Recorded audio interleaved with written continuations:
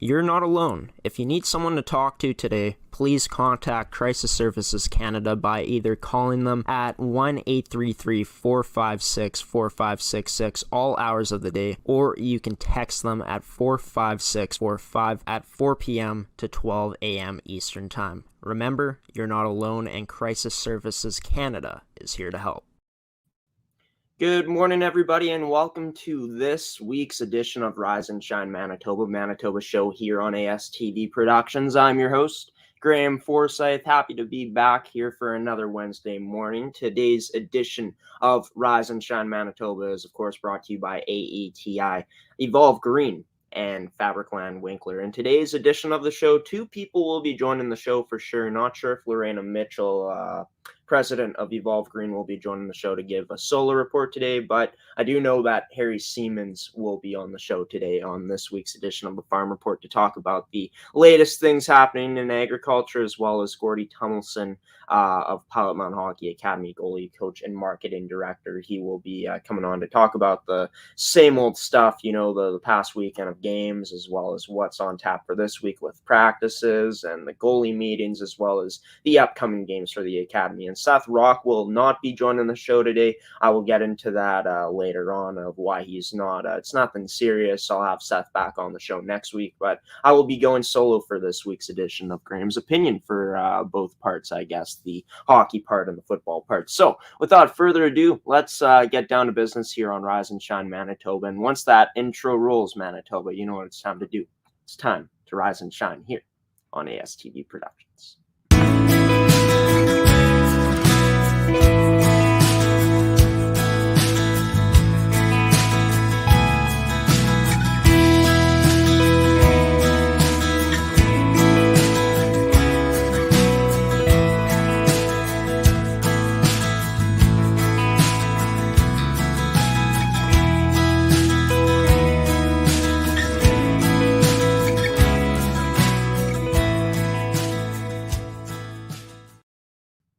And as always, there's going to be a lot to talk about on today's edition of the Farm Report. And speaking of the Farm Report, it's time to pull up the intro graphic here. The Farm Report with Harry Siemens, brought to you by Wolf Enterprises. And Harry joining the show this morning on his iPhone. I'm not hearing you. You can't hear me? Okay. What we're going to do, Harry, is I'm going to remove you. I'm going to have to reconnect. Yeah. Reconnect, and we'll get you back in here. But yeah, I guess since I have some time before Harry connects again, just want to let you guys know that Seth will be back on Graham's Opinion next week.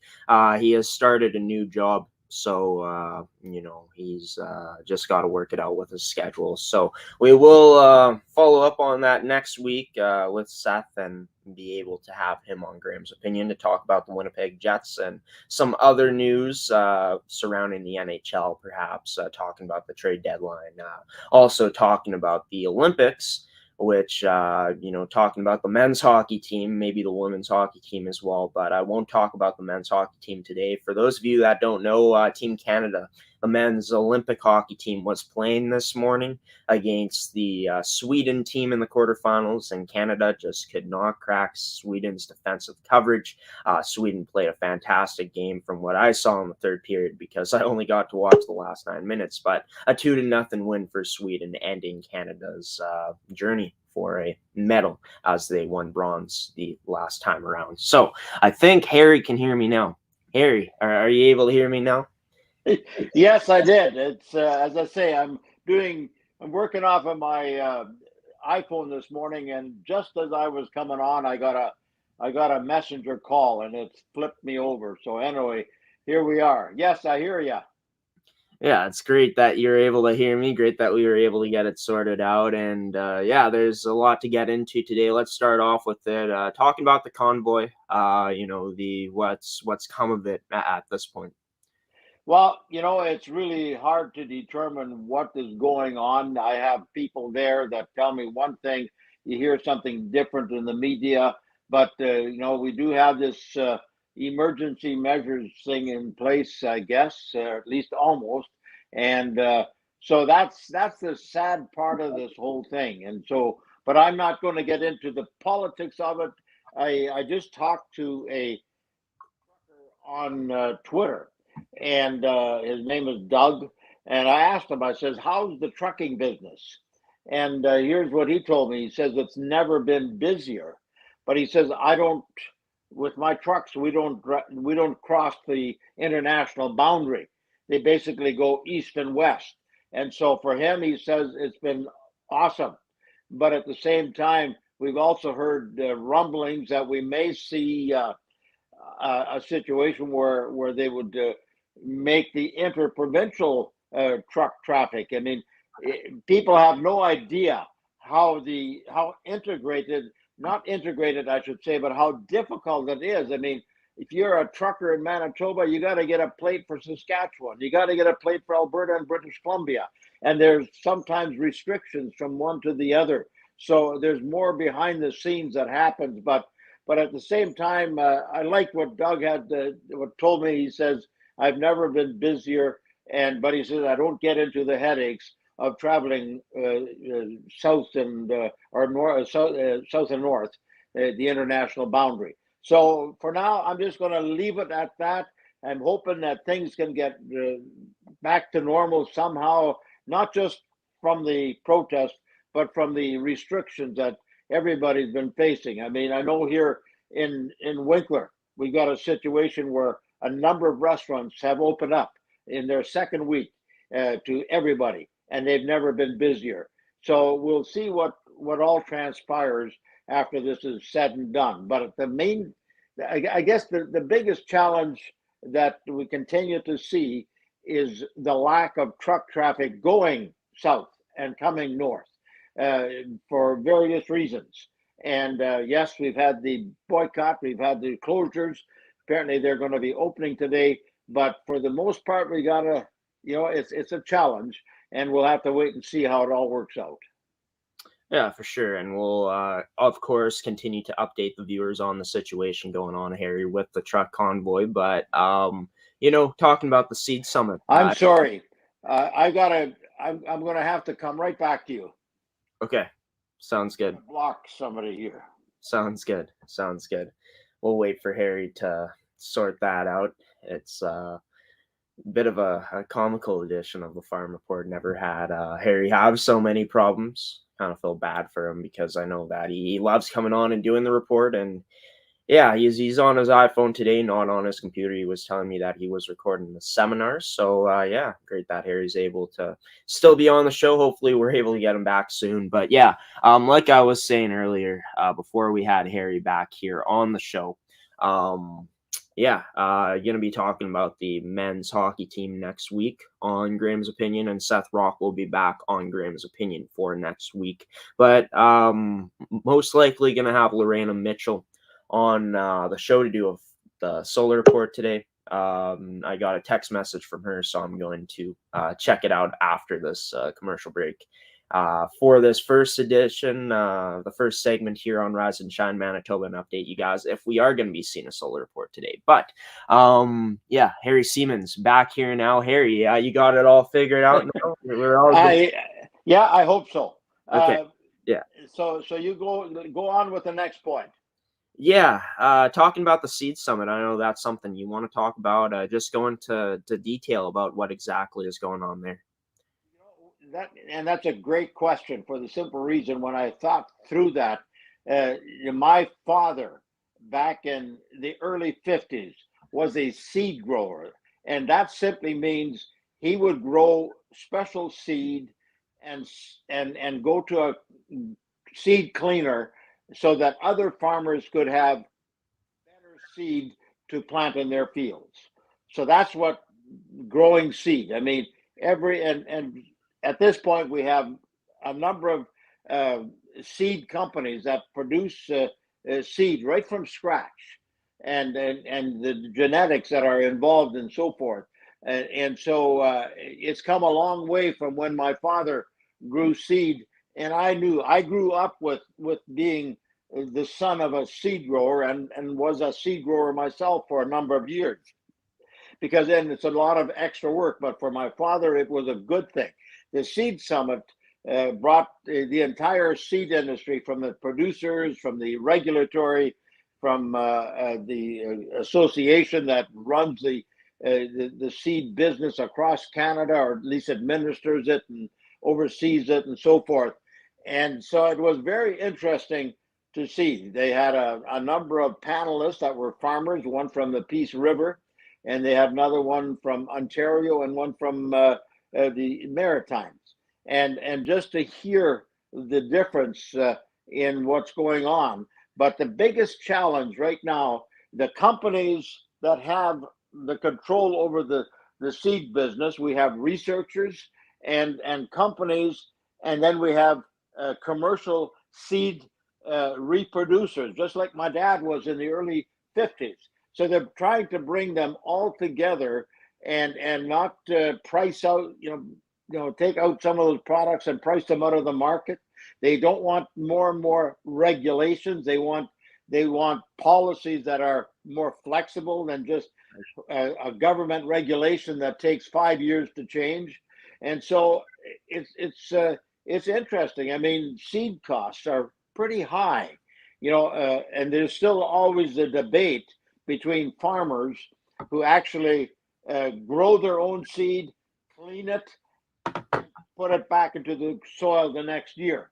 There's that discussion, and of course people tell those farmers that they're not doing as well. They're not making as good a choice as if they'd be buying the commercially produced seed that's gone through all the regulatory bodies. But I do want to say one other thing. We've seen multiple weather situations over the last 3, 4, 5 years, and I'm just saying that because it's really changed.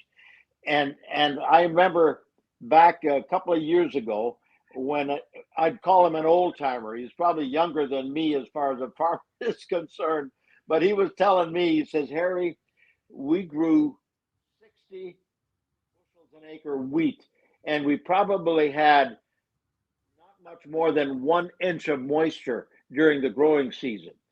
Two things. Number one, hats off to the companies that are, and first of all, to the breeders, the plant breeders. Hats off to the plant breeders, because they're breeding crops and varieties that are doing those kinds of things. I remember when in 1967, I farmed full time with my dad and my brother. We had 500 acres of wheat, and it went 40 bushels an acre. It was a record crop. Nobody in our area had ever grown that kind of crop. And it was fertilizer, it was good chemical control and genetics. Well, my brother still farms that same land, and often they get 80, 90 bushels an acre off of the same field under the same agricultural practices. And so that's a testament to the plant breeders that produce the seed, the seed companies that make it available to farmers, and then the on-farm seed companies, which are run by producers. So it's really a very good. I think a lot of people need to understand that what goes in to just getting one variety of seed, whether it's wheat, barley, soybeans, canola, corn, what goes into making sure that variety performs under all kinds of weather and climatic conditions. That's interesting, and it's cool that all different types of people from around the industry, from across different parts of the country, were able to come together to this seed summit, which was pretty cool to hear. But we're running out of time here, Harry. We're gonna go with two more things. We'll finish off with your farming tip of the week, of course. But I'm interested here today's farmer story, and I know that I'll give everyone a hint before you tell it, but it's about a cattle producer. Yes, my good friend Warren Graydon and his wife have a cattle farm in the Dominion City area, which is east of the Red River, and it's closer to the United States border than than anywhere else. It's and so they have a cattle farm there, and they have about 225 mother cows, is the way he put it. And just a couple of days, or no, the night before, I had arranged to do an interview with him. Uh, of course, they're using security cameras to monitor what's going on, so they don't have to be. But he'd had this cow. This cow was acting differently, and the cow was with calf, right? It was going to have a calf sometime. But anyway, he says, so he put the cow inside the barn, and from there he's monitoring. About 8 o'clock, 9 o'clock in the evening, he's sitting there having a coffee and he's watching. He said, there's something not going on that's the way it should be. So he went out to check that cow, and sure enough, he checks it, and this isn't a good morning story maybe, but he checks it from the back, and he sees a head. Sure enough, there's a calf, a bull calf born right there. Yeah. He says, and and so his wife is a veterinarian, so she came out to help, and they were talking to see whether there was actually one or two. So his wife, the veterinarian, checks in, and sure enough, there's a mother head.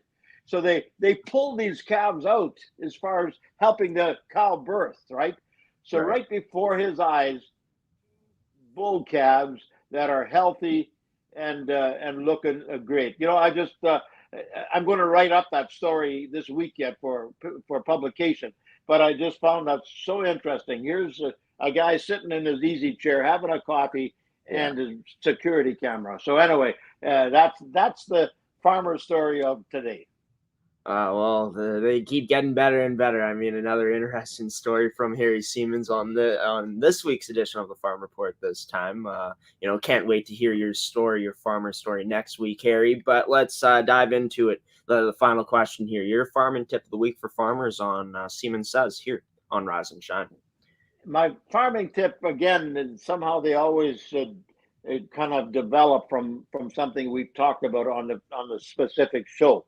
But just as I came to do this with you, I was monitoring the Manitoba Pulse and Soybean Growers Association's annual meeting online, and so my farming tip of the week, and I'm going to be participating in another one this afternoon.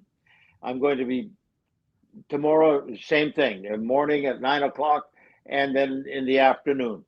I really encourage farmers and growers and anybody else interested, if you can participate in those online Zoom annual meetings, do so, because there is so much to learn. I mean, I watched it today and I learned all kinds of things just by the short reports that were given by the research people, the various people working for that association. So my farming tip of the week is, you know what? We think that hopefully the next go around, we're going to be in person. I hear so much when they open up these online Zoom meetings, hopefully next time we're going to be able to have a coffee together. Yeah. And so this, for now, I just wanted to say, you know what? Support your association. Watch it, participate as much as you can, because you know what? I think around the corner, we're going to get back together again and have that meeting. Yeah, it's been a very long time since, people have been able to get back together and in seminars and in meetings and all those things, right? So, it will be really nice to see it when it happens. It will be pretty strange, too, if to see it happen, because it hasn't happened in such a long time, right? But, Harry, thanks for your farming tip of the week. Thanks for coming on Rise and Shine Manitoba once again here for another week. And until next week, we'll catch you then, Harry. Yeah, sorry about the interruptions, but sometimes that's what happens. No worries. Take care. Things go, right? So, yeah, you take care, Harry. And we got Lorena Mitchell backstage here coming up. I guess we will be doing the solar report, which is very exciting. So Lorena just gave me away backstage. We are going to take a commercial break, and coming up after the commercial break, I will be joined by Lorena Mitchell, president of Evolve Green, here on this week's edition of the solar report here on Manitoba Show, Rise and Shine Manitoba on ASTV. Why go solar? Solar is better than ever. Our revolutionary design and inverter equipment with the latest in solar panel technology for the ultimate in-home and business security. That's right, I said security. Grid security and security of your home are linked. Fortify your future today with a battery backup system. No maintenance, quiet running. Did you know in Manitoba, grid-connected, off-grid, and battery backup systems are 100% right off in the year you purchase for any company or farm? Do you want to back up your internet, keep your tills running, and the lights on? We can install a system that is right for you with battery backup fully capable of taking on all those essential loads and keeping you running. When you call our experts at Evolve Green, ask about getting your free energy audit today. Call or email today to find out what system works best for you. 1-866-5EVOLVE or support@evolvegreen.ca. Also, be sure to check out our website at www.evolvegreen.ca.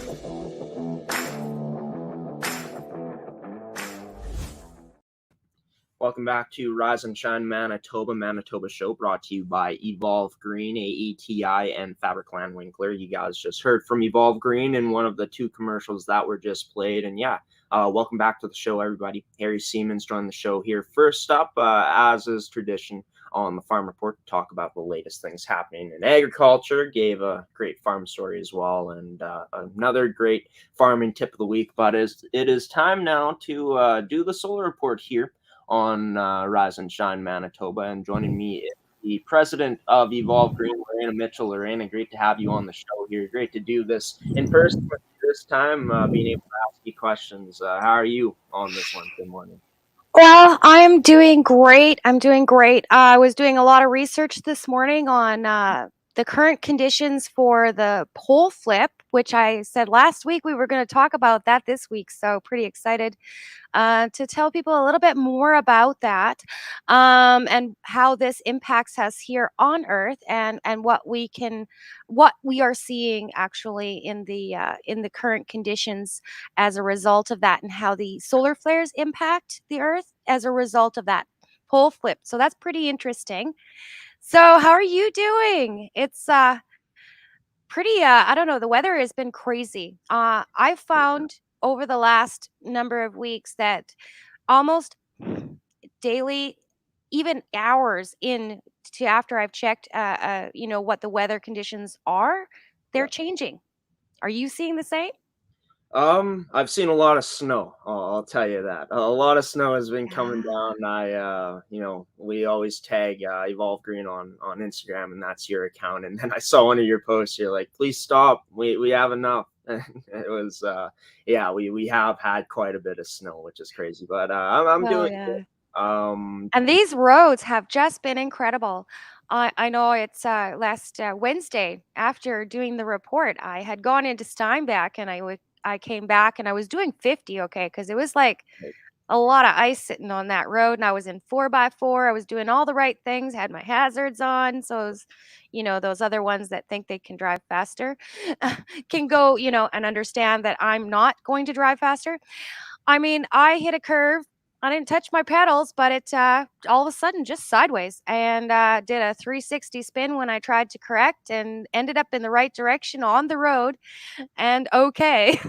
Well, that's good to hear. Yeah, the roads have been crazy this year. Absolutely. And yeah, you are right about just how the weather is changing. I mean, one day it's -40, the next day it's like -3. So it's crazy how the weather is going here. But let's talk about the snow. What impacts is that having on solar right now? Well, we've been so delayed. I mean, we have had COVID concerns within the crew, so we've been up and down with that. But um, our biggest concern right now is those roads are changing almost hourly. Like we'll send people out 3 hours away. In fact, we're working on a job site in Pilot-Mound, Manitoba. Yeah, Oh, yeah, watching those weather reports out there. So when it warms up, what generally happens is the wind speeds up because you're coming from a cold to a warm. And when you're transitioning back from the warm back to the cold, what happens is that the wind starts really pushing, and the gusts can be pretty significant. We've seen gusts up to 60 kilometers in some cases over the last few weeks. Uh, Handling solar panels and winds like that actually can't happen. Two people, if that wind catches it the right way, is just gonna take them both and take the panel with them. So it's dangerous. yeah, that would be no good. People flying in the air with holding the solar panel. Yeah, that would not be good for sure. But speaking of solar, any big updates within the industry right now? Anything people should be keeping an eye on to do with? Well, over the last week, I've talked to people right in the industry right across Canada, and everybody is gearing up. We think it's going to be an amazing season for installations and for you know people taking on and going solar. And there's a couple of reasons for that. Now, economic unrest is one of the things that people are seeing. So they want to have some battery backup, a little bit of their own power. We're seeing those people coming to us and just wanting to have something that they can rely on for a little bit of something, to whole home and business takeover, like where we're doing net zero and everything in between. So we are definitely quoting a lot these days, and gearing up for our season, which is exciting because it's really been 2 years since we've had a real season. Because as you know, whenever they announce that things are coming, that there's a rebate, that there's a this, that there's a that, everybody will just wait. So that's really hard on companies that are trying to make it here and now, especially through COVID. People wanted to put a deck on their home versus produce power or invest, right? So and it's all understandable, but this season that's not happening. We are booking pretty solidly. In fact, we're probably for our new clients looking more like June before we can get to them. So our early spring's all booked up, which is totally exciting. We're probably going to be bringing on some new team members, so that's great. I always love to hire people and put people back to work. Yeah, for sure. And yeah, I mean, you spoke about it. It's been a long time since you guys have actually been able to have a full season due to the pandemic. I mean, does that just raise the level of excitement knowing that we're looking to get finally back to some normal here? We are so excited about this season because we're hoping that this is the normalizing season. So I don't expect this to be maybe at levels in 2019 or 18, but I honestly expect to see at least double to what we did in 2021, and for 2020 as well. So that's exciting. We'll be able to, get more people back to work. We always like to do that. We tried to hold on to as many staff members as we could through even the winter and all of this crazy weather where we're barely working. We've got to pull in the money, right?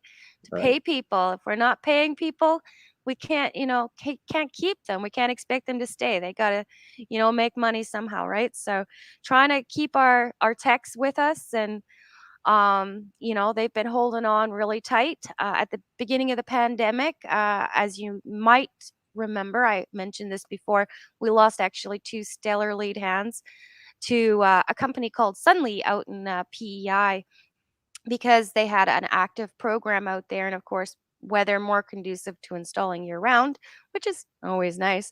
Um, and and they lured them away with some great money, regular work, and also they could become electricians while doing so. So couldn't hold them, but hopefully one day one of them's from here in Manitoba locally. So I'm hoping we can lure them back, entice them back once our numbers are better. Yeah, that'd be great. And it's great that you guys as a company are looking to put more people to work this year coming up, which is great. A win-win for everybody involved in the situation. But talking about your show Evolution Greenworks, I assume there's a new episode coming out this week. Tell us about it. Actually, our episode was delayed. We had a couple people that had things come up, and we had to delay those episodes. But so the one that is coming still is the Tago episode, which is the one we're going to be releasing soon. And that is in Canada, we're using them a lot for rapid shutdown because they can go with any string inverter. So once you put a string inverter on a system, what that means is the panels are all in long strings of DC. Well, with the current CEC code, we need to have a way to, disconnect for the firefighters. And Tygo has released a really easy to install, phenomenal product called the F2. So they're going to do a small training session and, of course, talk about how this product works so that the installers and homeowners understand it better across Canada even. And that way that they'll be able to present that product. Like I said, it's certified for use in Canada. They're an American manufacturer. So that one is pretty exciting. We've got that coming up. We are going to be talking about there is a farm and I believe also they're doing there's the farm one coming out for the rebate program, which is starting up April 1st, but there's a secondary one for the RMs that is also adding. Their federal government is putting more money in those, and they're going to start up. So that's pretty great for April 1st. So if you want to get anything to lower your energy footprint, because it's not just solar that you can use these grants for, and it's funding for up to 50%. So it's significant. So if farms need, more efficient grain dryers, more efficient ways of heating, building envelope things, LED lighting, heat pumps, etc. They can actually put all that together with their renewable energy and storage systems. They can have backup on their farms too, and that can be included in this. So that's a really good one that's coming up, but you really got to get all of those things together and get that application in, because once it releases, that's when they're accepting. But they're allowing you to put them in right now. So that means really by April 1st, it's going to shut down like within days because the money will get chewed up. So, if you want some real good help on your farm, this is the time to do it. Well, some interesting stuff there. Should be an exciting episode, a new edition of Evolution Greenworks coming out. Is there anything else that you'd like to talk about on the Solar Report today that maybe I missed asking you, or would you say that we covered everything? Well, actually, no. I do want to talk about the polar flipping situation that has been accelerating over the past few years at an exponential rate. The scientists don't really truly understand. They think that it's coming closer to the end. And one of the things that they're seeing is anomalous behavior over in the South Pacific. And the area has grown to 1/5 the size of the Earth. And even when the astronauts are going over and the satellites are going over, they're actually having to shut down certain things because the equipment will not function properly. So it's actually becoming a significant problem. Well, how does that impact us? Well, if satellites are shutting down, obviously you're going to have interrupted signals for various things like cell phones. Or internet. But what's happening is the gamma rays and also the solar flares coming from the sun are more easily penetrating the Earth's atmosphere, is basically what's happened. So think of it like a balloon, and then you stretch that balloon a little bit thinner over North America and the South Pacific area. You're going to see that the magnetic protection for this region is actually getting thinner. And what's happening is the poles are actually moving. The South Pole isn't even in the South Pole anymore. Like it's not even there at all. It's moved. They don't know what's going to happen when it retracts.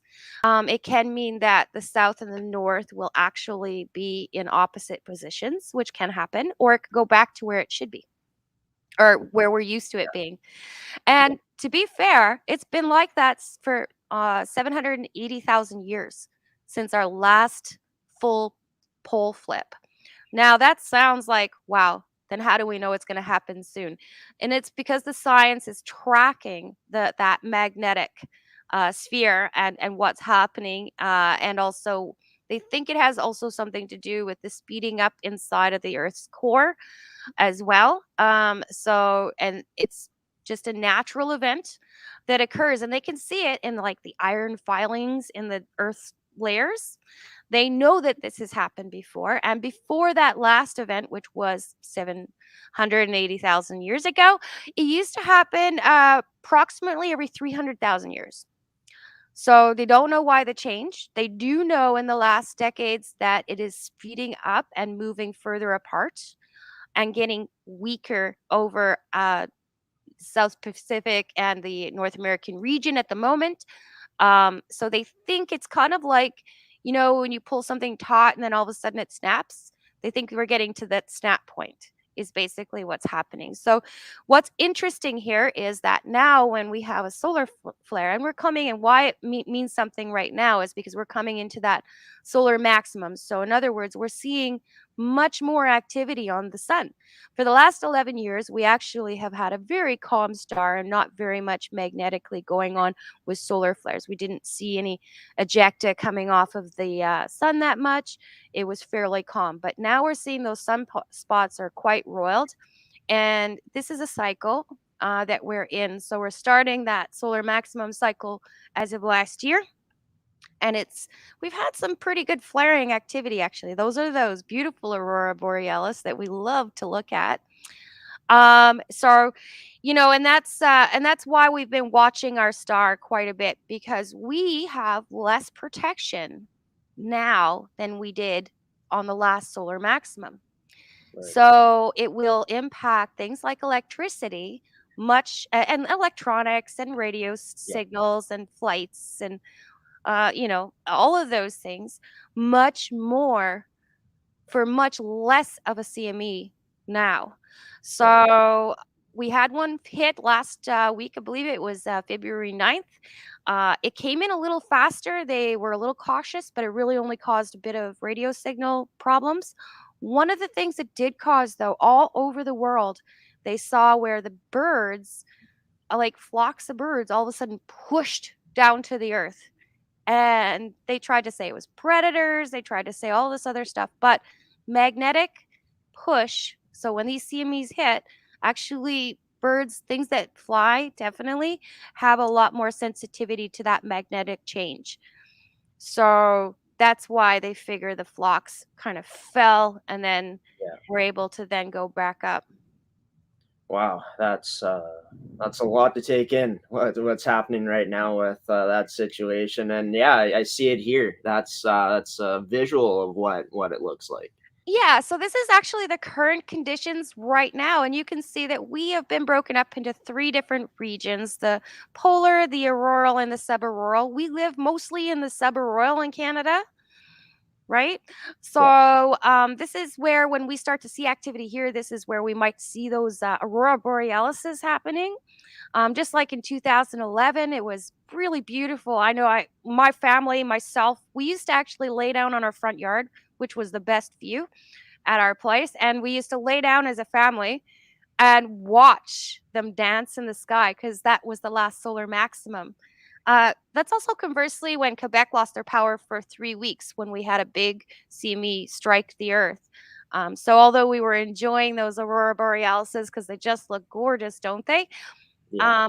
but unfortunately, it also has that other problem where, equipment the transformers can explode. There can be lots of damage for power companies that are not ready for it. And I just want to flip down to the chart. So here's the chart. This is off of the Canadian forecasting site. So this is a government website that keeps you up to date with this. And I could, it's the space weather for the government. I can definitely send the link for this. But you can see here on the 9th where that orange is. This is our last big one. So we did have another huge one pop off last night, but it's going to miss Earth. It's going in a different direction, but we don't want to see those kind of ones heading towards us. They're only pretty to look at if they're going somewhere else. Yeah, for sure. Well, yeah, that's interesting stuff. Definitely something that we're going to continue updating the viewers here on the Solar Report as the weeks go along. But Lorena Mitchell, it was great to have you on the show. You can see that, my brain not be working the right way since I pronounced your name like that. But Lorena, always great to have you on the Solar Report here for another week. I love it. If we do it again, yeah, of course. When we see you again, Lorena. Until then, you take care. And I'm a mess, folks. I did not know why I mispronounced her name, but let's move on from that, and we're going to move into talking about some hockey now. Gordie Tumilson, goalie coach and marketing director of Pilot-Mound Hockey-Academy, will be joining the show up next to talk about the past weekend of games for the teams in the academy, as well as this week of practice, what's in store for all 3 teams in the academy, as well as the goalie meetings that Gordie is having with all the goaltenders in the academy as well, and as well as, you guessed it, the upcoming weekend of games for the teams in the academy in Pilot-Mound Hockey-Academy for the Buffaloes. So we'll take another 2 commercial breaks here, come back right after the show, or we'll take one more commercial break, come back here and welcome in Gordie Tumilson on this week's edition of the Pilot-Mound Hockey-Academy segment here on Manitoba Show, Rise and Shine Manitoba, on ASTV Productions.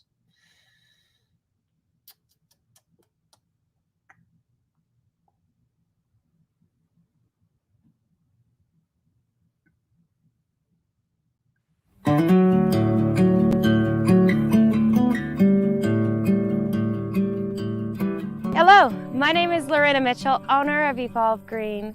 And here at Evolve Green, we take the environment very seriously.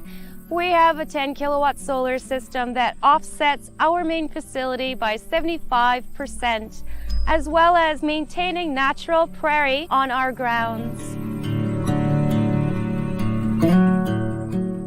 Our mission, creating renewables that work for you. I started Evolve Green in 2008 with a passion for the environment and wanting to change my corner of the world. And that remains the same today. Through design, consult, and installation, we provide renewable energy systems and storage integration. Here at Evolve Green, we help Canadians rethink power and storage to help fortify our children's future. To learn more, visit evolvegreen.ca.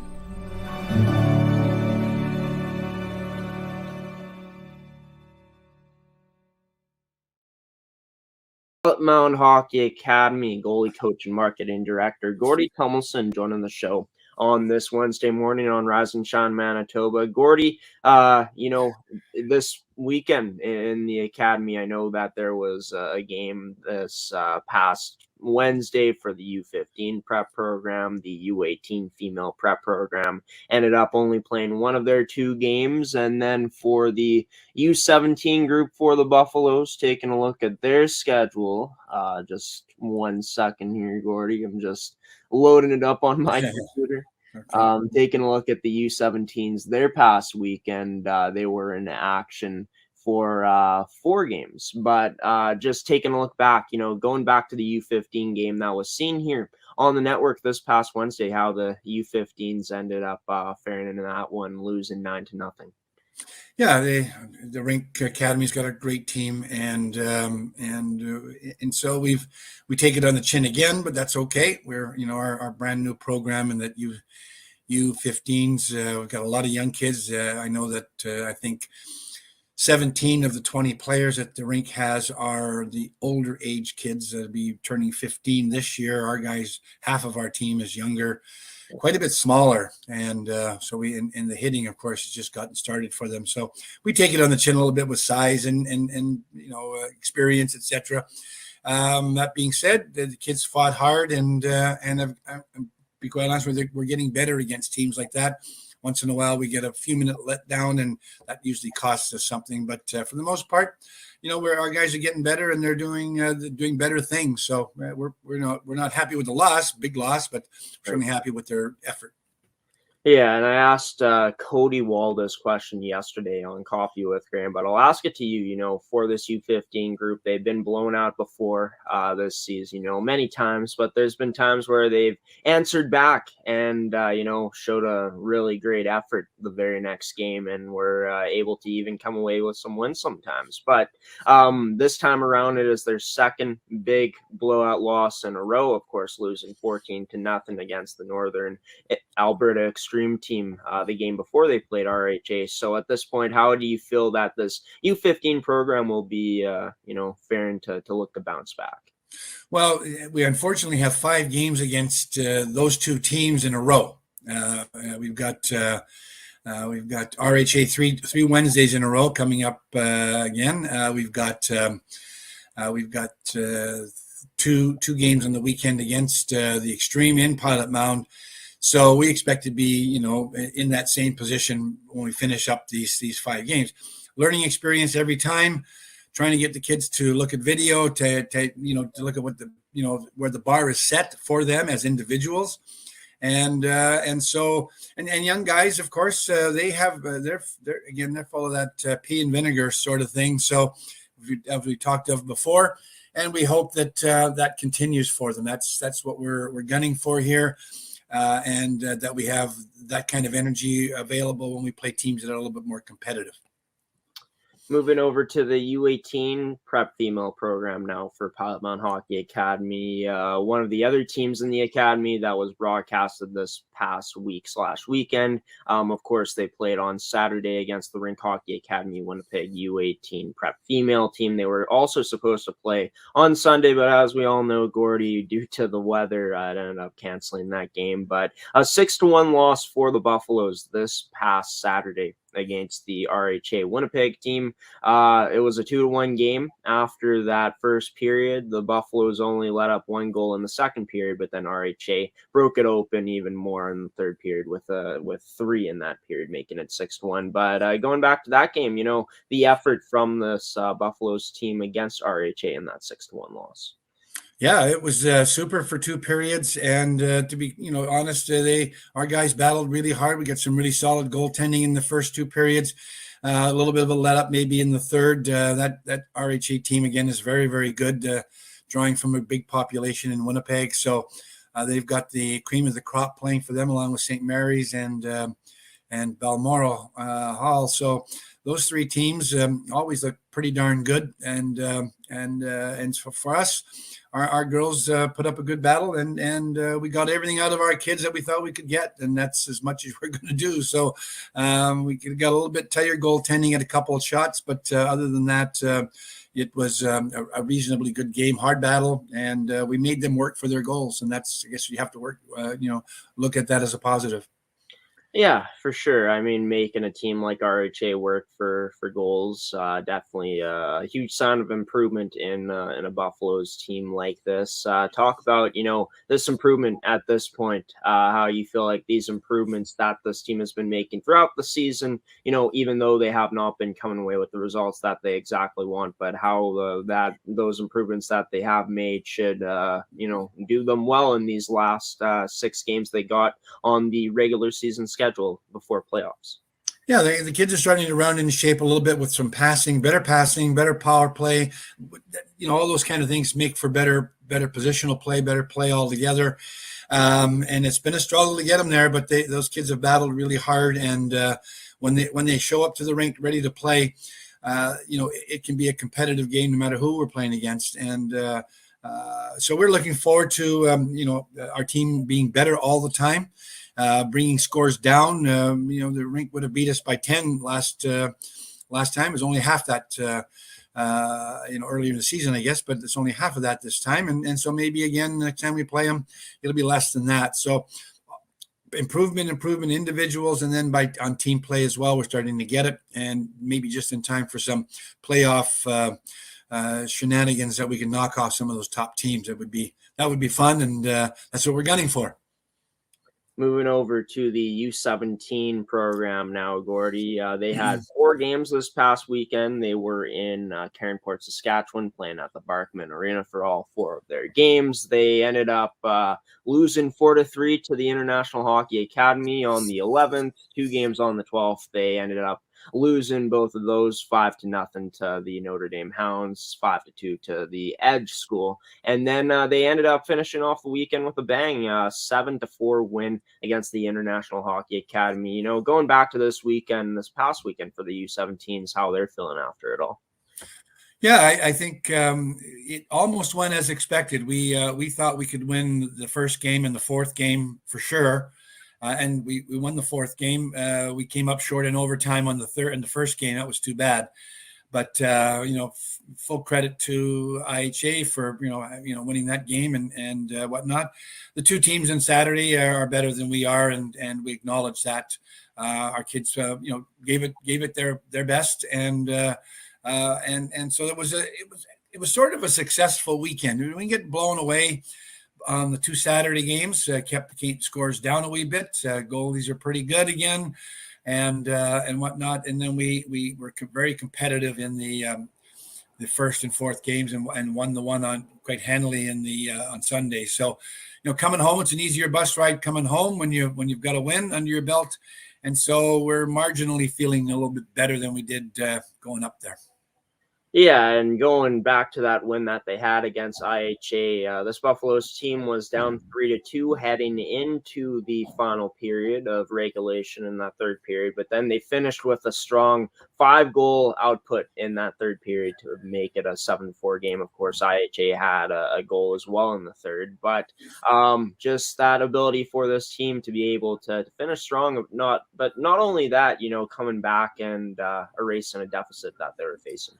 Well, that was really neat. You look at it first of all, emotionally, to have the wherewithal and the energy to come back, sort of on a spiritual basis to play and go after it after losing 3 games, knowing that they can beat this other team. And usually we do. I mean, we've had great success over time against IHA. But the one thing that I noted earlier in the season, and I continue to note, that, we're in pretty good shape. Our conditioning is pretty darn good, and I think that was a big factor here in that third period. We outskated them, we out-hustled them, we beat them to pucks, and that's going to be a big factor for us, keeping games close and or winning games down the road. So conditioning is starting to pay off for all of our teams, and again, that's what we were hoping for, and that's exactly what's happening. And so, we have expectations that we're going to be better just because of that, if nothing else, going forward. Yeah, and with 7 games left on the Buffaloes U17 prep program schedule, definitely looking to showcase that good conditioning throughout the games as this season will be drawing to an end soon before playoffs start. But Gordie, let's talk about this week of practice now. What's going to be involved for all 3 teams in the academy, as they'll be looking to work on the stuff in their game that needs to be worked on heading into the upcoming weekend. Sure. I mean, we're continuing to work on the penalty kill and power plays. Those are specialty program team play that we haven't done an awful lot on. It's been more in the last half of the year here, but since they've come back, but we still need lots of work in those 2 areas. And we're starting to get the odd power play goal now on all of our teams, and we're starting to kill more penalties. It's all the analytics people will all look at that and go, yeah, you're right. I mean, that's what, and that's kind of the plan. And sometimes, the general public, the parents, the folks that are watching us don't realize that there's a plan in place. And when you look at your team at the start of the year, you go, okay, we need to do this to get there, and so you don't do everything at the front end because you can't do everything. You boggle their minds and throw them off completely. So you start with something and you end with something else. And typically, this is what we end with. So we expect our specialty teams to be a little bit better, and we're working on that. Conditioning, of course, and then constantly passing, shooting, stick handling, skating, all those kind of things still fit into every practice that we do. Great to hear. And, talking about the goalie meetings for, what you're going to be talking to the goaltenders about this upcoming week, Gordie, what's on tap for that? Yeah, we've got a busy weekend. We've got, I don't know how many, four, we got 6, 13, I got 17 hours of hockey to watch on the weekend. So divide that up a little bit. I think there's 10 games or 9 games to be watched. So all of our teams are in action. 2 teams are away out in BC and in Alberta, and the young guys are at home. There'll be lots of shots. We're playing against good teams. Goalies are working on making that first save. We're really concentrating on making the first shot, first save on the rush, on power plays and whatnot, and whatnot. So we're kind of working on that, and our defense continue to work on clearing rebounds and that kind of thing. So in tandem with our defensive play, we're really working hard on making that first save so that they're not getting a goal on the first shot. Doesn't matter where it's coming from, 10 feet away, 30 feet away from the point, from outside. We're making that first save, and that's what we're really, really focused on. Obviously, teams in the academy will be in action this upcoming weekend. Give us the rundown, Gordie, of what's going down for the academy coming up this weekend. I know that later on today, the U15 group will be in action against RHA at the Blackjack Stewart Arena. But in terms for all of the teams in the academy, what's on the schedule this weekend coming up? Yeah, the U15s have got the game on Wednesday, and then they play again on Friday and Saturday at home in Pilot-Mound against Northern Alberta Extreme, and the Extreme are really good. If you want to come out and see a really good hockey team, there's a team that's and this team is third in the division. It's hard to believe that they're not the top team, but there's teams that are better than them. And my gosh, they're like junior hockey teams. They're super. But anyway, that's who they've got. We've got that. So we're gonna put up a fight and do our best there. The girls are in Penticton for I think 4 games, and our U17 boys are in Caronport for another showcase there. So lots of games. And we're expecting some wins for both the U17 and U18 programs. The more we can do there, and the better we can hone our skills. Playoffs are coming, and we're getting ready for that, and that's important for us.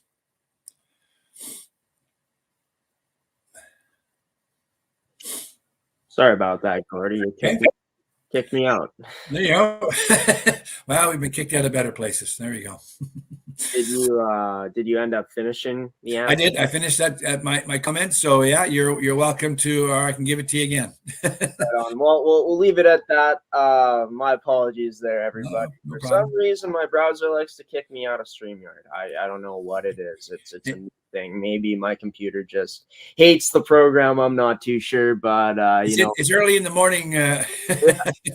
Early in the morning, my computer must not be too happy. But Gordie, always great to hear from you on these Wednesday mornings here on Rise and Shine Manitoba. Until we do it all again next week on Wednesday, you take care, stay safe, and I'm sure that RAS TV crew, along with myself, will potentially see you this weekend at Blackjack Stewart Arena. You got it, pal. Look forward to it.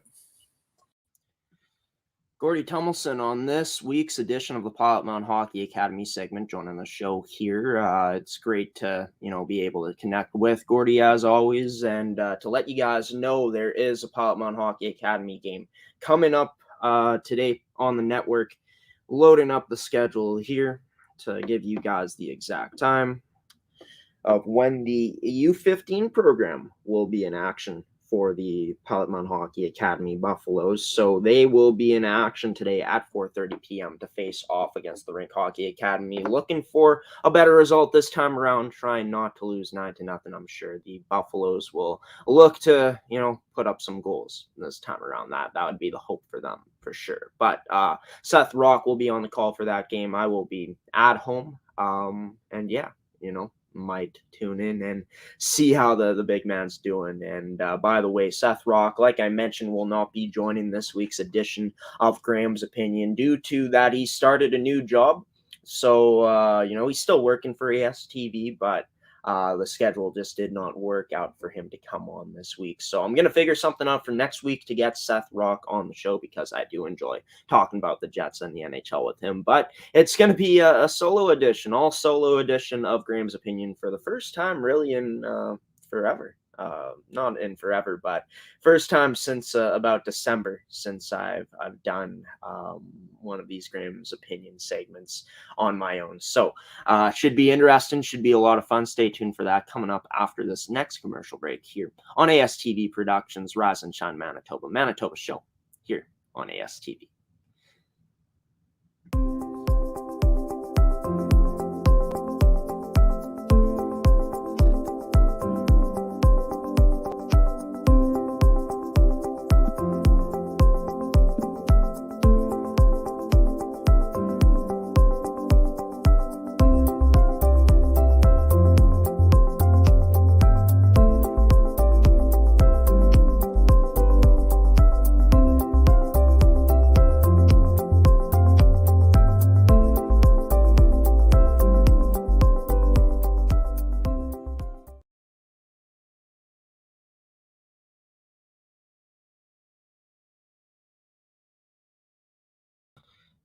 Welcome back to Rise and Shine Manitoba, everybody. Gordie Tumilson, goalie coach and marketing director of Pilot-Mound Hockey-Academy, joined the show most recently here to talk all things Pilot-Mound Hockey-Academy. And yeah, great to have him on the show as always on these Wednesday mornings. Great to have Lorena Mitchell on as well for this week's edition of the Solar Report, as well as Harry Siemens on the Farm Report. And I know that the guest list for the episode, the people that have been coming on have been pretty repetitive.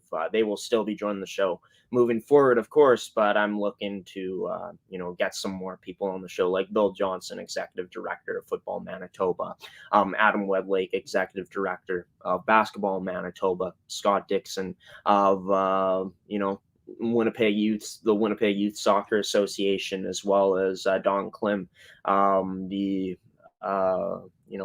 man with Softball Manitoba. Man, I can't remember his title right off the top of my head, but he plays an important role with Softball Manitoba, of course. But looking to add in more sports and also looking to add in a segment where maybe we have some live music performers, some local artists from Manitoba on the show. So yeah, let me know. I'd be excited to do that. I'll leave it down, put a comment down below if you would like to see that, and potentially we could set it up here, once a month type of thing here on Rise and Shine. But yeah, I think that would be a cool addition to the show if we were able to get some music and maybe talk about some cool news stories going around here in Manitoba, since this is called Manitoba Show. I mean, ASTV came up with it, the slogan that it's Manitoba Show, so let's expand on that. I think that would be awesome to add more, unique is an overused term, but I guess I'll use it, this good old cliche, a unique experience, Rise and Shine Manitoba, it would be with some more of those things added in, like music, maybe talking about the art scene here in Manitoba, maybe talking about what restaurants are must tries. So yeah, I will do some thinking over the next week for sure, and let you guys know the update about that next week if I'm able to sort that stuff out. But yeah, it's this week's edition of Graeme's Opinion here, and I know that I usually drag on with a lot of these topics that I talk about, but I will try to make it short. And let's start it off today with the Winnipeg Jets, as always. I don't know. I guess I can't put the overlay in unless I share the screen like that. You won't be able to see my name here. I'm just going to sort this all out before we start. Of course, our wonderful sponsor, Fabricland Winkler, came back to us a little while ago, so special thanks to them for sponsoring today's episode, along with all the other sponsors of AETI and Evolve Green.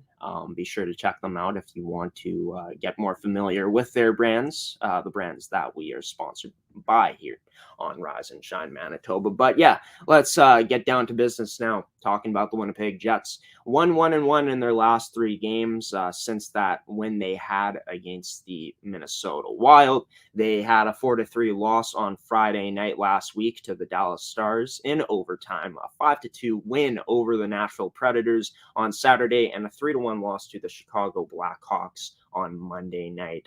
The Jets have had shots in their favor in the last 2 games. I mean, you always like to see that. I think that the Jets have been generating a lot of good scoring chances into the high quality areas, into the slot, low slot, high slot, whatever it may be. And just looking at it, they did get outshot 35-34 against the Dallas Stars, but then the Jets outshot the Nashville Predators 42-36.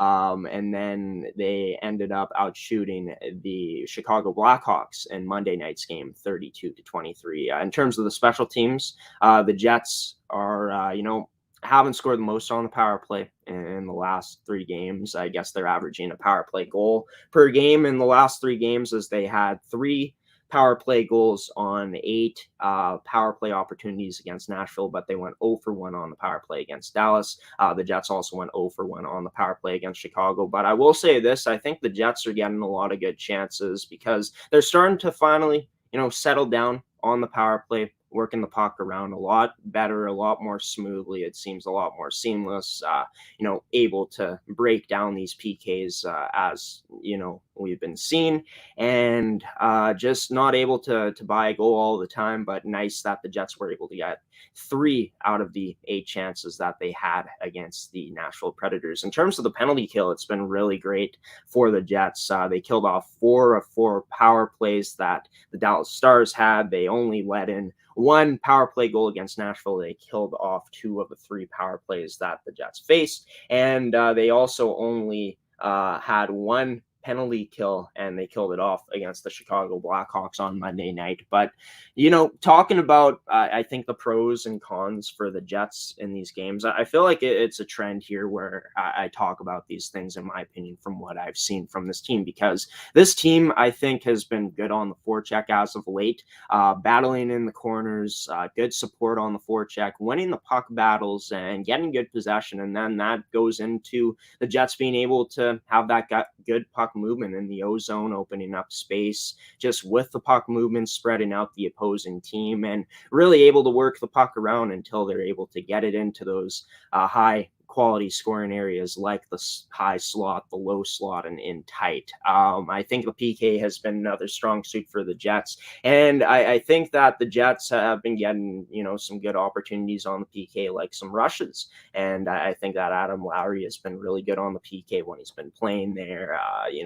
I absolutely have loved the game of Billy Hanola. I think he's been absolutely fantastic for the Jets. I haven't really kept up to date with the lineup situation, but I know that Cole Perfetti, didn't have the strongest game defensively against the Chicago Blackhawks the last game, but Cole Perfetti's still been doing some really good things with the Jets, and for him to be doing what he's doing this season with the Jets when he's had a chance to play with them, which has been frequent as of late, it's just so nice to see. I'll keep saying it, just what the future will hold for young Cole Perfetti, who was younger than me. I'm 20 years old, turning 21, and Cole Perfetti born a year later than me, which is crazy. He's playing in the NHL. But I think that the cons for the Jets in these games, more so against Chicago for this one, is just getting caught. Their defensemen, not backing up fast enough, just to try to, absorb the upcoming rush that a team like Chicago has had. I think that Chicago was getting behind the Jets a lot of times with a flip pass, and that created some problems. But the Jets, I think that the cons still come down to the defensive lapses, just teams getting high quality chances, the Jets giving up high quality chances in the zone, getting hemmed in at times. There's been costly turnovers, and just, tightening up defensively, I think, is going to be a massive thing for the Jets. And they have shown that at times this season, but the consistency just hasn't been there in that aspect of the game. And I just think that the back check sometimes is lacking for this team. As good as Mark Scheifele has been as of late offensively, I mean, he scored in his last 3 games. He's had assists in 2 out of the 3 last games, but his offense, it's never been a question, when he can get going. That Mark Scheifele is going to be that good offensive piece for this Winnipeg Jets team that they need, and he showed that throughout these last games. But the bottom line is it comes down to he is not the strongest defensively, and honestly a bit lazy defensively looking out there sometimes. No disrespect to Mark Scheifele, but just I got to call it how I see it. And you know what? I got to give credit to this guy. A guy that I've been hard on is Blake Wheeler has been playing great lately, in terms of just putting up offensive production. I mean, 5 points against the Nashville Predators.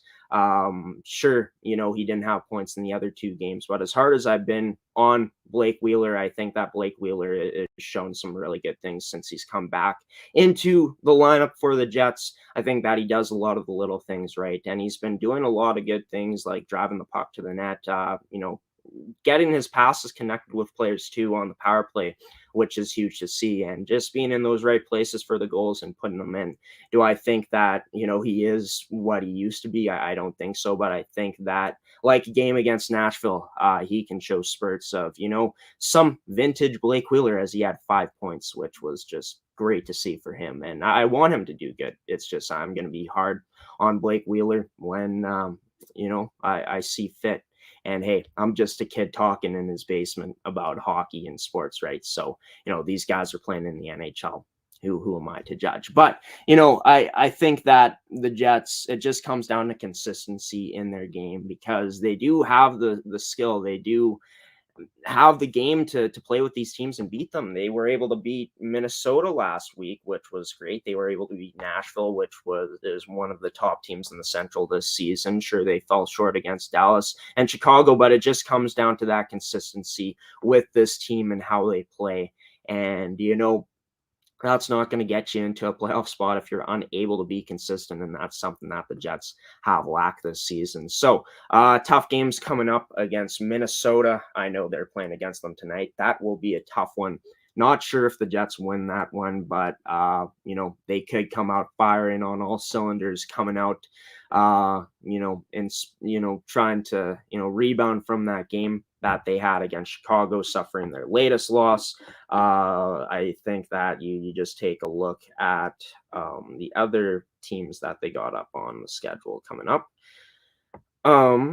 They got the Minnesota Wild, the Seattle Kraken, and the Edmonton Oilers. So, I think that the Jets could potentially get 2 wins out of these 3 games, just the way that they've been playing, but the consistency has to keep up. And I would also like to see Eric Comrie get the start against Seattle. Eric Comrie was fantastic in that game against St. Louis, and he's been, putting up solid numbers this season. I think you give Hellebuck a rest before going up against Edmonton, because I think that as weak as Seattle has been this season and, their lack of offense, and, Comrie has been a decent surprise or a nice surprise for when he's been in the lineup. So playing games. So I definitely like to see the Jets start him on that game against Seattle, which is coming up on Thursday night.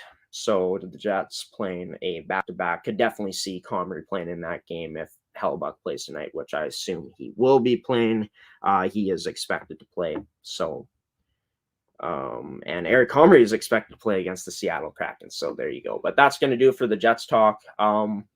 Let's move into a trade that has happened in the NHL. Tyler Toffoli getting sent to the Calgary Flames in exchange for Montreal receiving Calgary's 1st round and 5th round pick. They also got Emil Heineman as well as Tyler Pitlick. And I think this is an absolute win for the Calgary Flames. Adding a guy who can score. Yes, he's hasn't had the best season in Montreal this year, but who are we joking? Montreal has been a shell of themselves this season and are by far the worst team in the National Hockey League. And, it makes sense. them getting draft picks and picking up future assets, for this team, or assets for this team, putting them into their system. But Tyler Toffoli, I mean, this is a guy that can put the puck in the net. I think that he's a great addition for the Calgary Flames, who are pushing for first place in the Pacific right now. You take a look at Calgary's lineup now, and I'm going to take a look. Calgary Flames lines. I should have had this loaded up. This is the reason I'm bending over right now, is because I am trying to type in, and my computer is farther away from me than it might seem. But and you know what? We are also going to put this right here so you guys can see the mug still. But yeah, let's take a look at Calgary's lines. I mean, you look at it like Tyler Toffoli, a player that can play in the top 6 on a team, is now playing in the top 9. A Calgary team that is already, really good at the forward position. You take a look at their goals for this season. You take a look at the season that Johnny Gaudreau is having, a huge bounce back for him, which is absolutely amazing to see. But Calgary this season, you look at it, 158 goals for. You add another goal scorer to that total. I mean, to that team, who's going to add more scoring and more depth. A guy that can put the puck in the net. I think it's an absolute win for Calgary. Sure, they gave up, a first-round pick and a 5th-round pick, and some players like Emil Heineman and Tyler Pitlick. But let's be honest, those guys weren't going to play for Calgary, and they can't help Calgary now. And Tyler Toffoli, by far the best player in the deal. I don't think anyone would ever argue against that. But yeah, he scored in his first game with the Calgary Flames. Calgary, gearing up for a potential huge playoff run they like to go on, pushing for first in the Pacific. Absolute win for the Calgary Flames, and an absolute steal, in my opinion, getting Tyler Toffoli, but for that price. But let's move into another thing that's going around here, and it was Marc-Andre Fleury. Apparently, there was a rumor that Vegas was interested in trading for him, but then looking at what happened, I'm pretty sure I got to find the article here. I had it loaded up before. Let's take a look.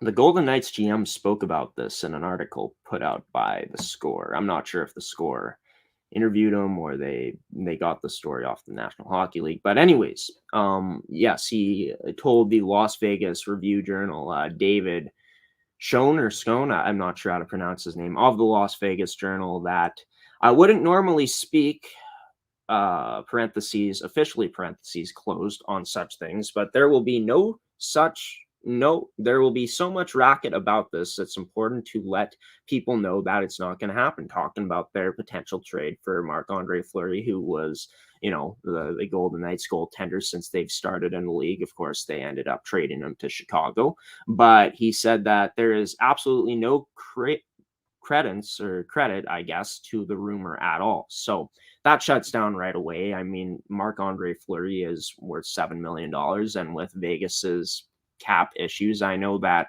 Robin Lehner being evaluated for an upper body injury right now, as I've heard. But it just doesn't make sense for Vegas, in my opinion, to get him back, especially how they just basically disrespected him. I feel like at that point, I feel like the bridge was burnt there with Fleury in Vegas. So I just think it comes down to just the situation that happened, and just, how are they going to work him into the cap room? I know that long-term injury reserve in the playoffs, you can have as many players in your lineup as possible and go over the cap. But, obviously Marc-Andre Fleury has been having not such a great season after his Vezina year last year, but I think situation plays a big part in that, playing for the Chicago Blackhawks. Just want to pull up Marc-Andre Fleury's stats here. I guess I should phrase it like this. I think that would be a great move for Vegas, to get Marc-Andre Fleury back. But I think that it just comes down to, they already really burnt a bridge with him. And I'm not sure if Marc-Andre Fleury would want to come back to Vegas. Maybe he would, but that relationship, that bridge got burnt in the off season last year. And depending on Robin Leonard can be in the lineup if they want to get Jack Eichel back in the lineup when he does get back in. I know that Mark Stone is on long-term injury reserve. I know that Jack Eichel is going to come back soon, but you just gotta wonder how Vegas would be able to try to manipulate their lineup to work under the cap. It's a very interesting situation if Fleury ended up going there. But talking about Marc-Andre Fleury, his stats this season. Just trying to load up my computer here. This is having so many problems lately, but trying to work through it, of course. Oh, you know what? I'm gonna go off of my phone and look up his stats. Hopefully everyone is having a good Wednesday morning, though. I hope that everybody is, staying warm, staying safe, and enjoying your day to this point. Thanks for tuning in to Rise and Shine Manitoba. By the way, I hope you're enjoying this segment. Hoping to keep it as short as possible today, of course, for you guys, but we will have to wait and see how much I ramble on. But Marc-Andre Fleury will be a UFA this season. After this season, he's got $7 million on his contract, $7 million cap hit. And looking at his stats this season, he's got a .910 save percentage, a 2.88 goals against average. He's got 16 wins, 17 losses, 3 shutouts, and 3 overtime losses. A goaltender that's playing in a terrible situation in Chicago this year. A team that is a lot of people thought that they'd be, potentially in a playoff spot this year, but sadly for Chicago Blackhawks fans or anyone that thought they would, they are currently third last in the Western Conference. But talking about a team that, Chicago definitely will Fleury resign there. I don't know if he would, but looking at the team, a team that is in contention, with Marc-Andre Fleury being a UFA, with him having the experience of winning cups and his experience of being in the playoffs, him being an upgrade over a goaltender for this team, and a team that has lacked in goaltending, this season. And that's the Edmonton Oilers. Edmonton, I looked at their cap space. They got just over $7 million in cap space. I mean, you look at this team, obviously, the depth, is still a big concern for this team when you take a look at it. Taking a look at the player stats, you look at it, Leon Draisaitl and Connor McDavid both tied for points with 66, but then there's a drop off after that of Ryan Nugent-Hopkins has 35 points, Zach Hyman only 28 points, and then it gets lower and lower down the lineup. This team has 1, 2, 3, 4, 5, 6, 7, only 7 guys over 20 points this season. So obviously the depth is a concern for this team still, for the Edmonton Oilers. You take a look at their goaltending as well. Taking a look at the player stats, like Mikko Koskinen, as good as he's been record-wise this season, 16, 8-2.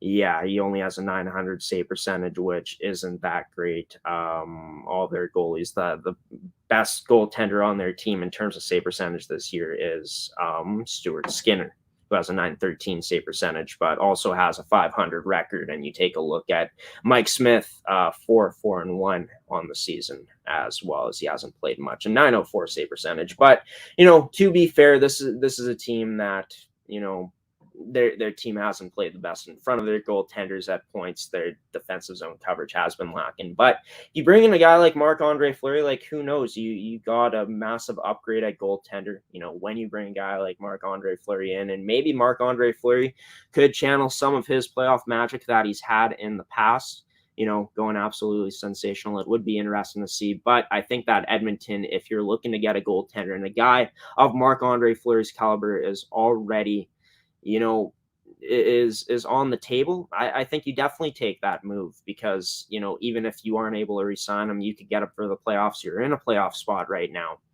and obviously Edmonton's defense, they're defensively aren't the best team. I mean, taking a look at the stats once again for the Edmonton Oilers, 149 goals against.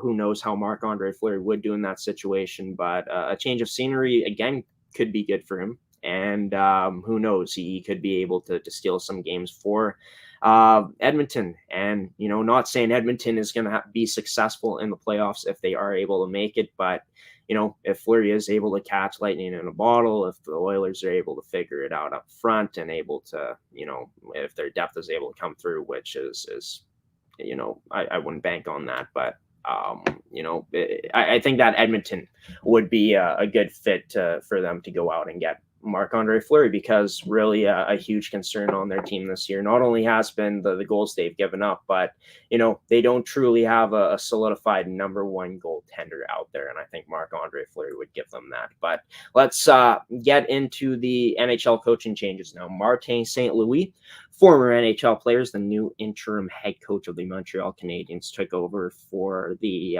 former head coach who got fired, and Dominic Ducharme. Martin St. Louis is 0-3 as a head coach so far. He has no head coaching experience prior to this in the NHL. He's been a video coach for a team as well. But, I like this move, honestly. You got a guy that was one of the great players of his time playing in the NHL, a very good forward when he played, a very good player, and a guy that it's so cool for these players, especially these young players on Montreal, to be able to, and even the vets on this team, to be able to be coached by Martin St. Louis. And sure, they might reevaluate and go for another coach after the season, but in my opinion, I think that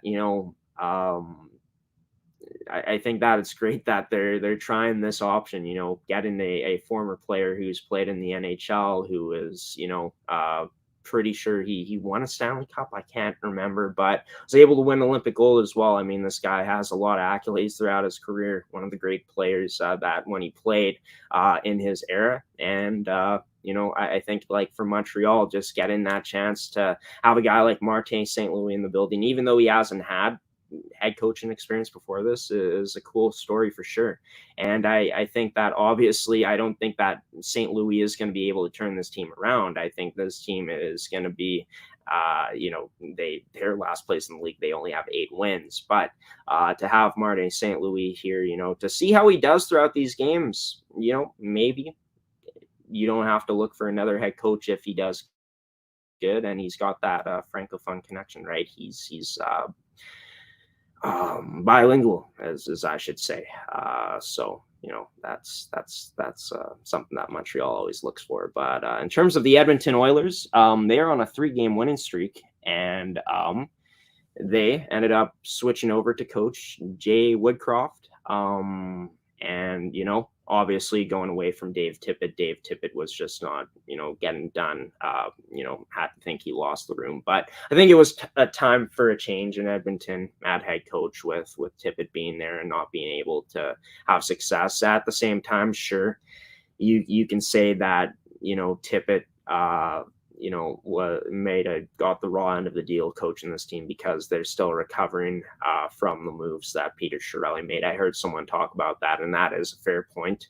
I heard someone talk about that on a show I was watching. I don't know the name of the show, but this team, maybe they just need a new voice. They've been struggling ever since their really good start, where they were like the best team in the league at one point, one of the best teams in the league. And Jay Woodcroft, very familiar with this Edmonton Oilers organization. He's coached the Bakersfield team, the Bakersfield Condors, I'm pretty sure, which is the Edmonton Oilers affiliate team. So they get a guy that's familiar with maybe the systems that Edmonton wants to play. Obviously, who knows how long this is going to last, but a 3-game winning streak right now, a pretty good, start for him as a coach, their team having success in those games. So, this guy has experience of being with Edmonton, did very well with Bakersfield, I'm pretty sure, from one of the seasons I saw. And a guy I honestly just think Edmonton was just looking for a new voice, and that's exactly what they ended up doing, getting a guy in Jay Woodcroft to take over. But yeah, that's going to do it for the NHL portion of Graeme's opinion today, folks. I am going to come back after this commercial break and talk about the NFL, talk about Super Bowl Sunday, what happened there with the Los Angeles Rams defeating the Cincinnati Bengals. Also going to give my thoughts on the halftime show as well. And also going to rant on sports media. And the topic I'm going to rant on has to do with a player that played in the Super Bowl for the LA Rams, their quarterback. So stick around, folks. More Graeme's opinion here on Manitoba Show, Rise and Shine Manitoba, coming up after this commercial break.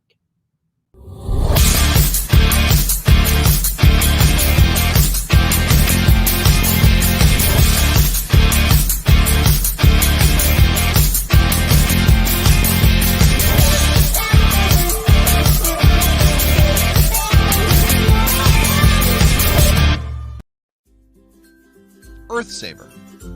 We at Smiley Worms would like to introduce you to our original vermicompost idea. If you're here looking at this, you probably know vermicompost is the best natural soil amendment man or nature has created. The big idea was the Earth Saver.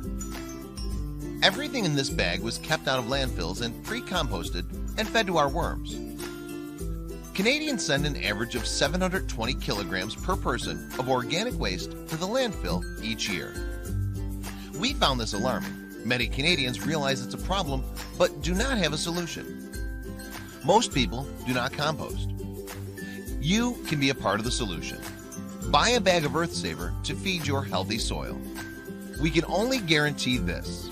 We kept it out of the landfill, your worms ate it, and your plants will love it. These will be great for your home, garden project, or even a fundraiser. Still not convinced? Send us an email. We'll send you a free sample. You'll love it. This is work and product we're most proud of. One last thing. We're located in Manitoba. If we're too far from you, contact us anyway. We may know someone. Worm farmers are awesome breed.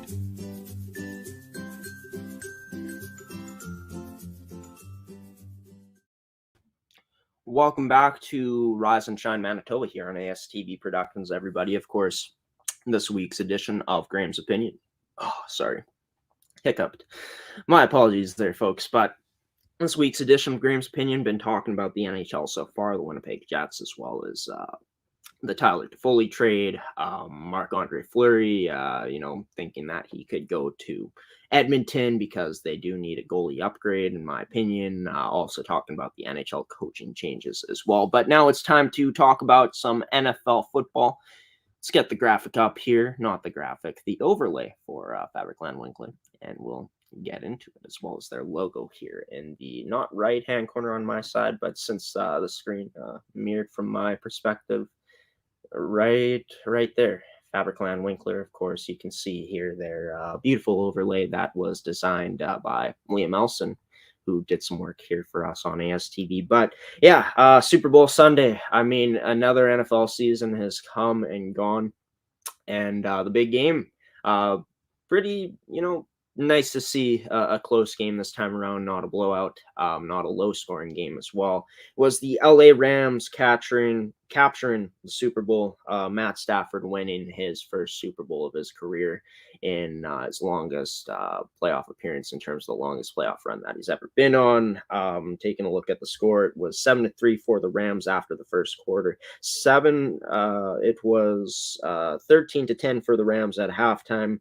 It ended up being 20-16 after the third quarter, and then of course the LA Rams a TD pass to Cooper Kupp in the Cincinnati Bengals red zone was the game winner. And of course Aaron Donald and that defense, well, mainly Aaron Donald coming through on the last play on Joe Burrow.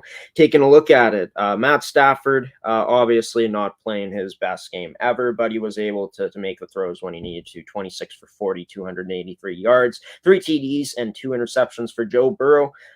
Feel bad for that man, I'm going to be honest. The O-line allowed 7 sacks, and I just read that he suffered an MCL injury in that Super Bowl.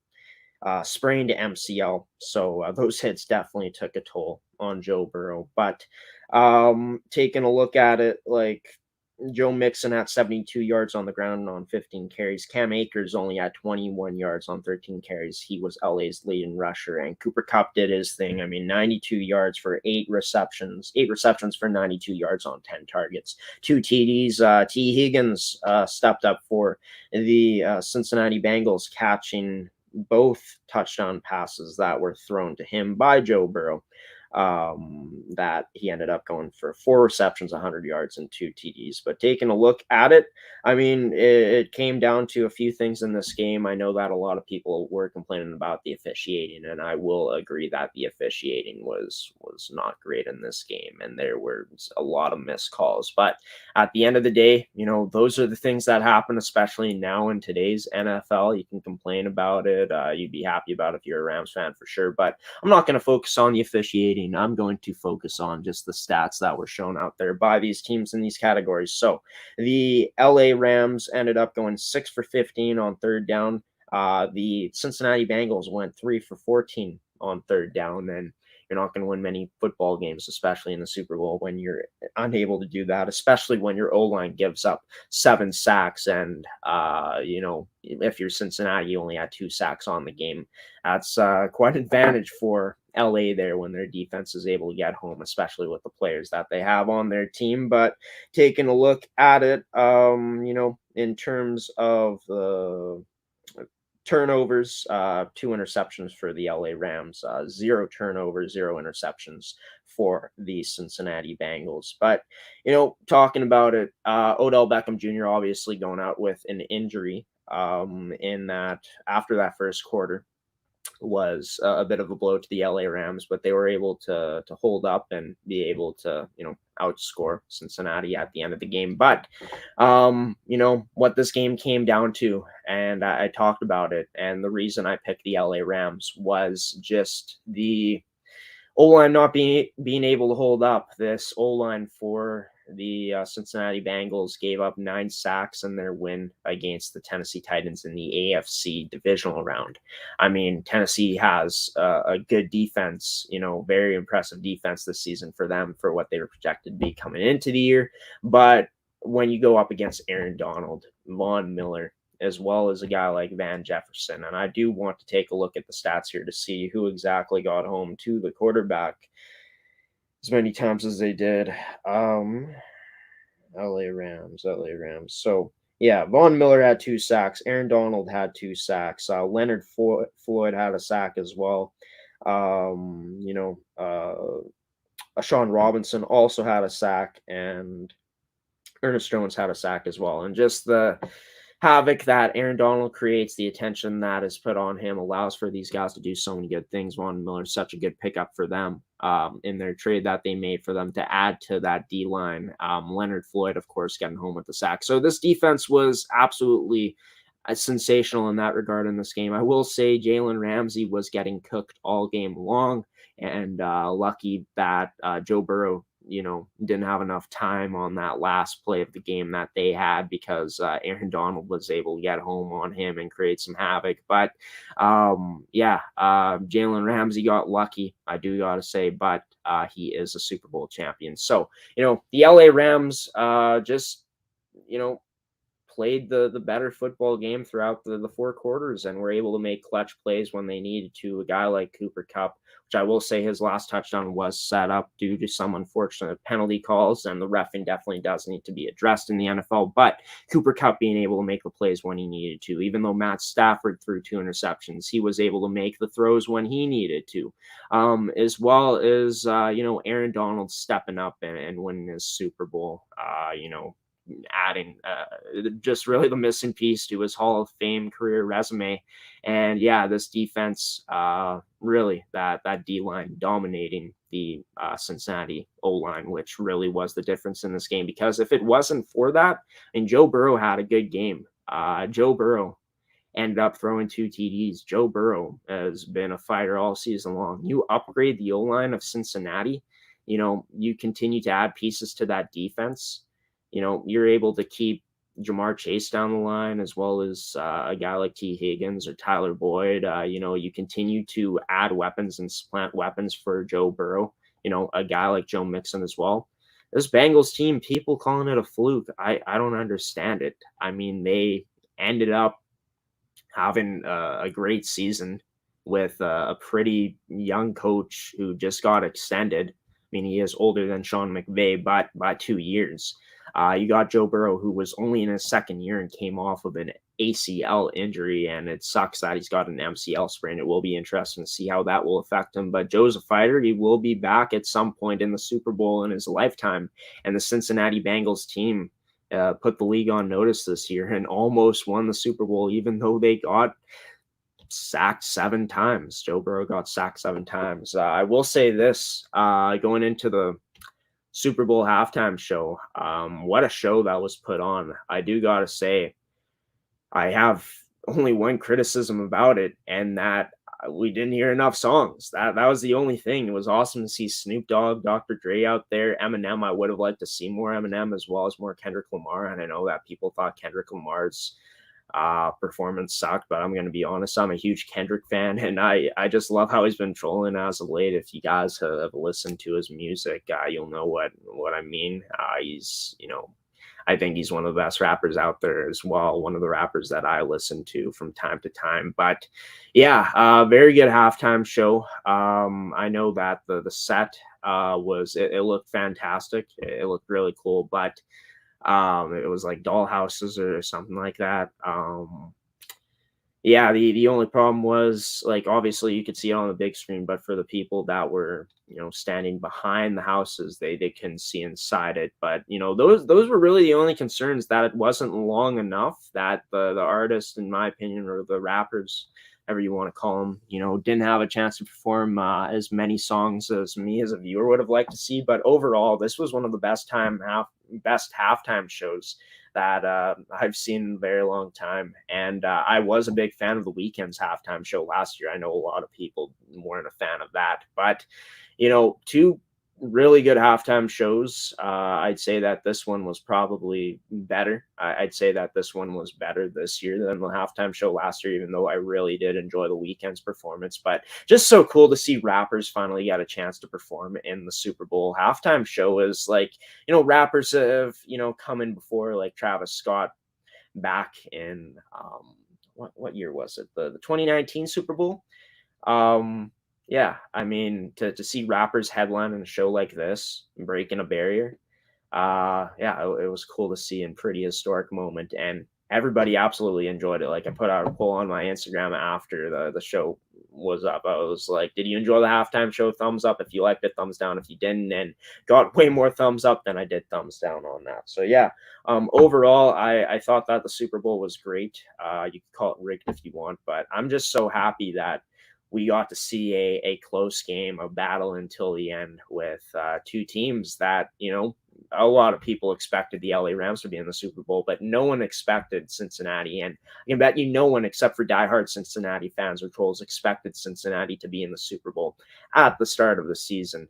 And for them to do that, even though they lost, I think one of the coolest sports stories of the year for sure, Cincinnati getting back to the Super Bowl, especially with the year they had last year, 4 wins, and then going to 10 wins this year, and then making it all the way to the Super Bowl, beating the 1 and 2 seed on the way there. Gotta give a round of applause to Cincinnati. But let's finish off this edition of Rise and Shine Manitoba with a rant on sports media. And obviously I do work in sports media, but I'm talking about the mainstream sports media like ESPN. And I know ESPN will never see this. I know that this won't ever change what's happening.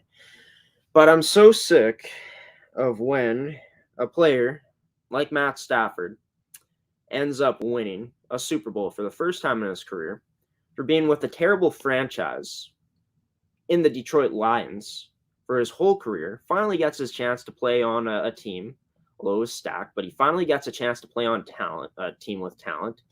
And a lot of people are saying that this was Matt Stafford's chance, and he had a good chance to do great things with this team. he did exactly that. He ended up winning the Super Bowl, as many interceptions as he threw throughout the course of the seasons. And even though he threw 2 interceptions in the Super Bowl, can't deny it that he's a Super Bowl champion. But let's be real here. I was not even thinking about talking. Is Matt Stafford a Hall of Famer after winning this Super Bowl? And I know that Richard Sherman, him ranting about it, how, Matt Stafford shouldn't be a, Hall of Famer, and how the bar is set low at this point. I get that coming from a player. But, obviously you can react to it. But there was so much talk by ESPN about should Matt Stafford be a Hall of Famer, when I honestly did not. This was on their show First Take, which is their debate show that they have, one of their debate shows that they have. I was not even thinking about Matt Stafford being a Hall of Famer, but they're bringing this up because why are you even asking this question? He just got out of a terrible situation after all those years, even though he loved Detroit and his family loved their time in Detroit. But not only that, he didn't really have a chance to put up numbers that a lot of QBs with good teams in this league with his type of talent did. But this was his first year on a good team. And we're already talking about, is he a Hall of Famer or not? Let him enjoy his Super Bowl win, his time with his family, and just, talk about Matthew Stafford and, how nice it is for him to finally win a Super Bowl. I mean, I'm so happy for the guy. I'm going to be honest, I don't think he's a Hall of Famer because, unfortunately, the stats aren't there. But I do think that it is due to, his stats would be a lot better throughout his career. Maybe he'd be regarded as a better quarterback throughout his career if he wasn't playing on Detroit. But it's absolutely nonsense. It's absolute nonsense to talk about Matt Stafford as a Hall of Famer at this point, a day after he won the Super Bowl, because that's when they were talking about it. And it's almost like you're taking credit away from him for being the quarterback, winning the Super Bowl, and shifting the conversation over to his legacy, which I think he's going to start to build up more significantly. But I think, like I've repeated many times, it is stupid. It is nonsense to ask this question, because I don't think the question should even be asked at this point.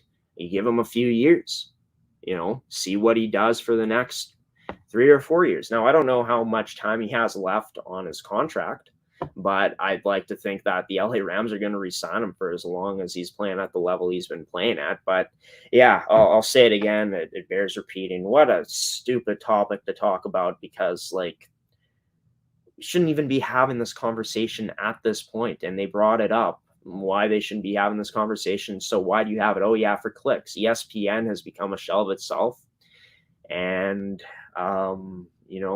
those are just my views. I mean, a lot of people agree with it, but so many takes that just shouldn't even be, so many topics that they talk about that shouldn't be talked about. I don't know how many times I've heard who's the GOAT, LeBron or Michael Jordan, and they still bring it up to this day. They just beat topics like a dead horse. And just this topic I thought was ridiculous, because we shouldn't be asking this question right now, because Matt Stafford hasn't had a chance to build up a legacy really with the Detroit Lions. I know that, sure, he wasn't able to get the team over the hump, but I think that or get to the playoffs many times, or when they did get to the playoffs, they didn't have much success, or any success. But, at the same time, I think that comes down to just Detroit more so, because look at their history. When has Detroit ever been good?